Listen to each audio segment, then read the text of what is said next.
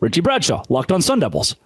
I mean, Arizona State in a month could be punching its ticket to the college football playoff.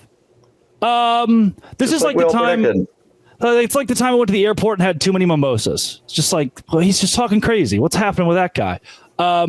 That's what this feels like. This feels like a really weird holiday at the in-laws. What's going on, not just in college football, but specifically with Arizona State in college football? If you talk to Kenny Dillingham, what he's going to tell you is that there's a culture and the players have created the culture and he's just there. If you talk to the players, they're going to say, Kenny Dillingham created the culture. We're here to execute. You are seeing these players, and not just Kenny Dillingham, but the coaching staff he's put together, and it's a great coaching staff that have really bought in together.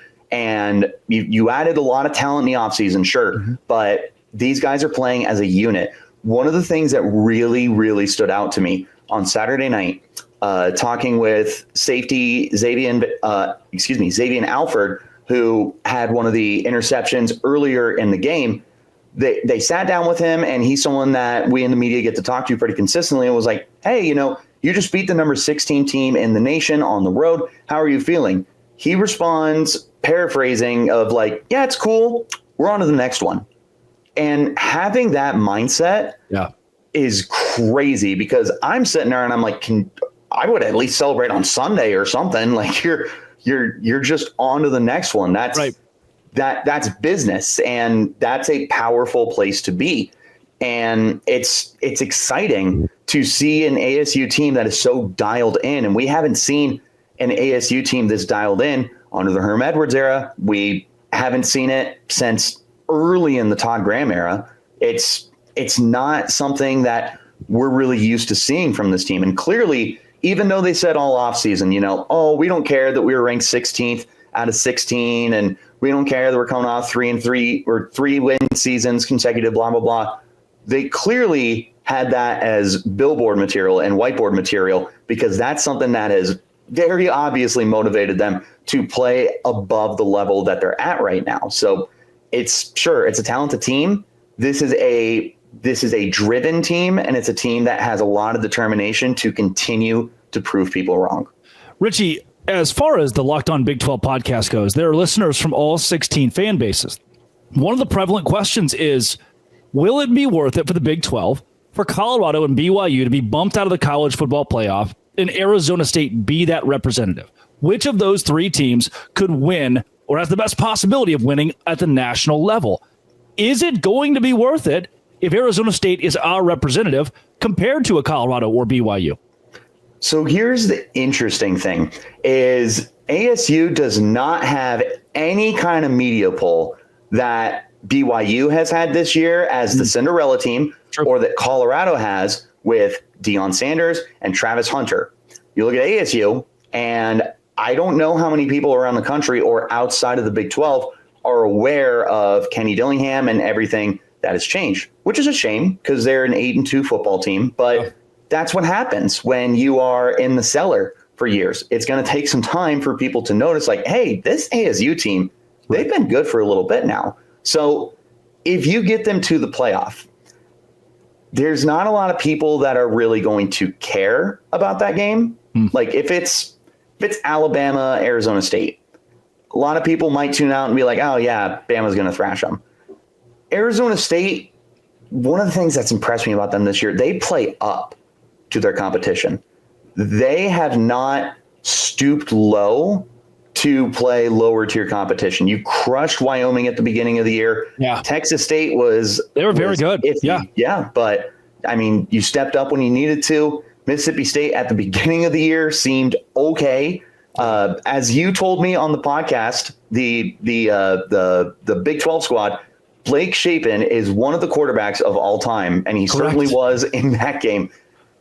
It's a team that plays above to their competition. So if they made it to the playoff, it depends who they play. Like, I assume you probably aren't getting a bye week.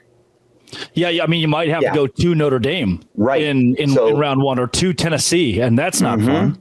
No, it's not at all. And those are teams that we are expecting to win one, maybe two games, or who knows, maybe they get a little special run going. Yeah. There's not going to be expectations for the Sun Devils to win a game in the playoff. And who knows, maybe that works out for them the way that they have been playing this year against the odds. But I love this ASU team. They're not at that level to compete for a championship. You could get a playoff win because you could catch someone off guard. Yeah. That would be the furthest you could go, is a playoff win. And then build on it and see that recruiting start ticking up and build from there. But that's probably best case scenario, and it really depends who you play.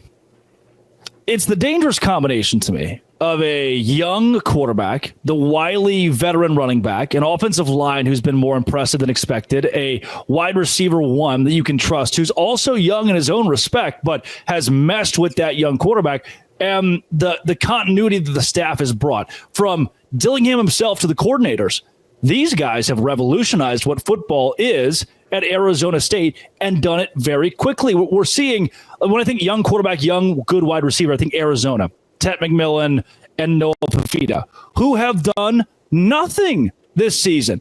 Instead, I think what we expected out of them is what we're getting from Arizona State in that young core in the passing game, then the veteran running back behind them.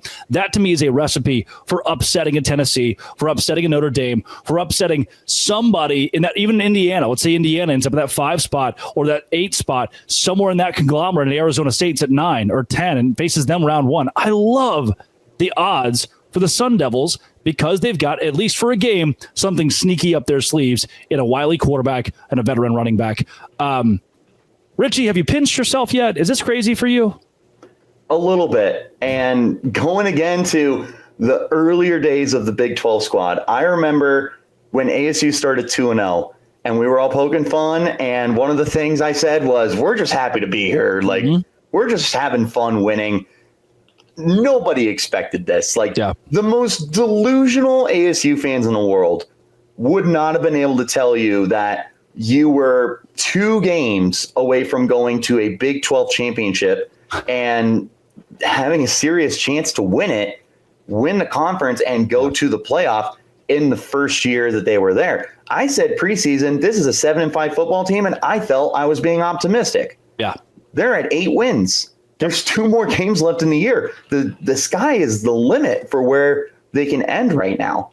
I've been having to pinch myself every single day for the entirety of the season because you're kind of waiting for everything to derail, and it hasn't happened. And at this point, I don't know if it will. They're all in, and it's fun. It's stunning what's happening right now at Arizona State in year 1 in the Big 12 as upset as Utah fans have been to be here. Arizona State has used their membership to springboard themselves into the national conversation. That is Richie Bradshaw of Locked On Sun Devils. Drake Toll with Locked On Big 12. Thank you for making these shows your first listen every single day. Come back the rest of this week, including on Thursday for that squad show, as we give you a rundown, a breakdown, a something on BYU, Arizona State. This has been, and always will be, a crossover with Locked On Sun Devils and Locked On Dose Grande.